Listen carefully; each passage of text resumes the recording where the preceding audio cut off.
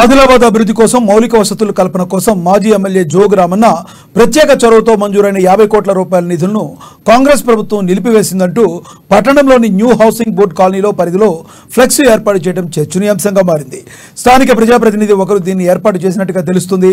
ఆదిలాబాద్ ప్రగతి కోసం వార్డుల్లో మౌలిక వసతులు కల్పించేందుకు మాజీ ఎమ్మెల్యే జోగు రామన్న ప్రత్యేక చొరవ తీసుకుని ఆ నిధులు మంజూరు చేయిస్తే ప్రస్తుత కాంగ్రెస్ ప్రభుత్వం విడుదల కాకుండా అడ్డుపడుతుందని స్థానిక బీఆర్ఎస్ నేతలు ప్రజాప్రతినిధులు ఆరోపిస్తున్నారు. అడుగడుగున అభివృద్ధికి అడ్డు తగులుతున్నారంటూ విమర్శలు గుప్పిస్తున్నారు. వెంటనే నిధులు విడుదలయ్యేలా చూసి ఆయా పనులను వినియోగించాలని, లేని పక్షంలో నిలదీసైన నిధులను సాధించుకుంటామని హెచ్చరిస్తున్నారు. మొత్తానికి ఈ ఫ్లెక్సీ వెలవడం పట్టణంలో హాట్ టాపిక్గా మారింది.